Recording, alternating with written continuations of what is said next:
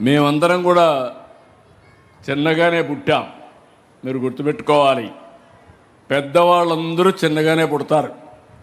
ఒక ఎన్టీ రామారావు గారు, ఒక మహాత్మా గాంధీ గారు, అంబేద్కర్ గారు, లేకుంటే మొన్నటి వరకు ప్రెసిడెంట్గా పనిచేసినట్టు అబ్దుల్ కలాం గారు, ఇంకో పక్క ఇప్పుడుండే ప్రధానమంత్రి నరేంద్ర మోడీ గారు, నేను కానీ అందరం కూడా సామాన్య కుటుంబాలని పుట్టాం.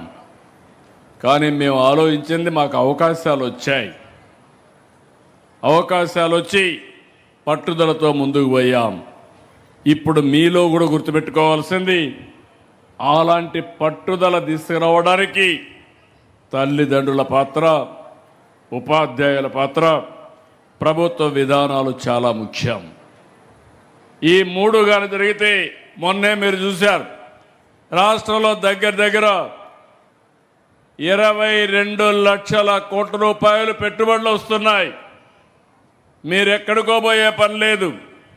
ఇక్కడే విశాఖపట్నం డేటా సెంటర్లు వస్తున్నాయి, ఏఐ ఇక్కడే వస్తున్నాయి. మొట్టమొదటిసారిగా మీకందరికీ స్ఫూర్తిదాయకంగా మీరు చూస్తే, అల్లూరి సీతారామరాజు గారికి పూర్తిగా ప్రోత్సాహం ఇచ్చిన నేల ఈ యొక్క ఏజెన్సీ ఏరియా అని చెప్పి మీకు తెలియజేస్తున్నది. రంపచోడవరం కానీ, పాడేరు కానీ ఏరియా.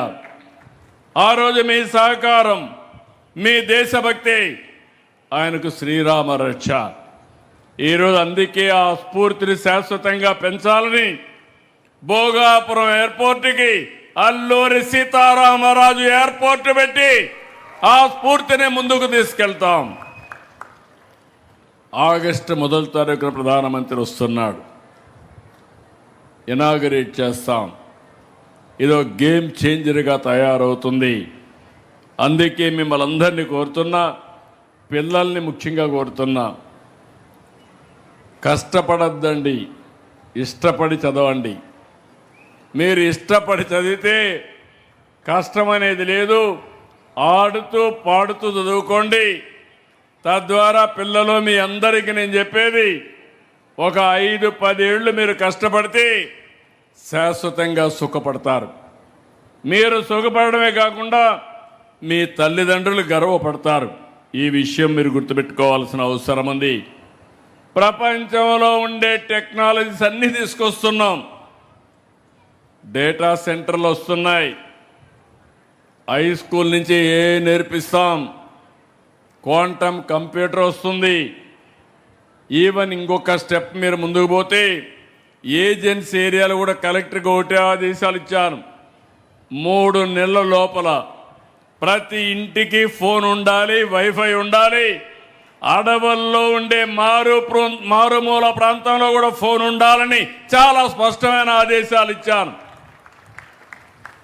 ఆ తర్వాత మీరెవ్వరు కూడా ఎక్కడికి పోయే పని లేదు.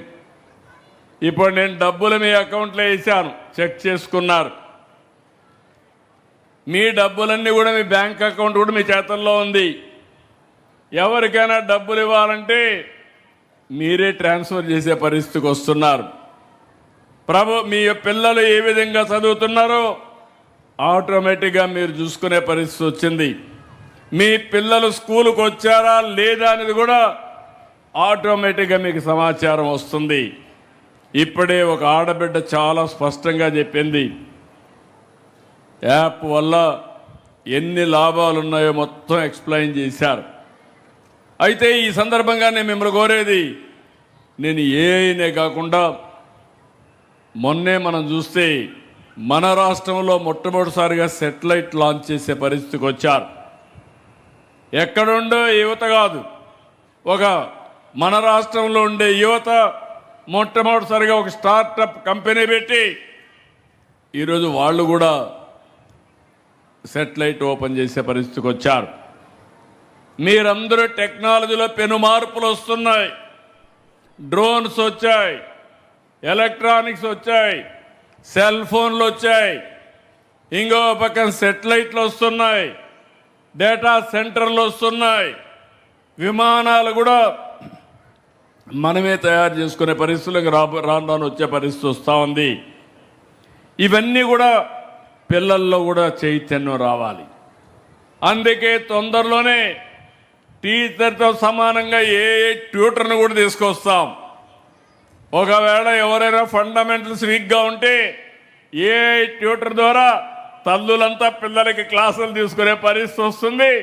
మీరు చదువుకోవచ్చు, పిల్లల్ని కూడా చదివించచ్చు అని చెప్పి నేను మీకు తెలియజేస్తున్నా. తల్లులు కానీ తండ్రులు కానీ రేపు రాబోయే రోజుల్లో ఏ డాక్టర్ వస్తాడు, ఫిజికల్ డాక్టర్ ఉంటాడు, ఏ డాక్టర్ ఉంటాడు, వ్యవసాయ అధికారి ఫిజికల్గా ఉంటాడు, అగ్రానమిస్ట్ కూడా ఏఐలో ఉంటాడు.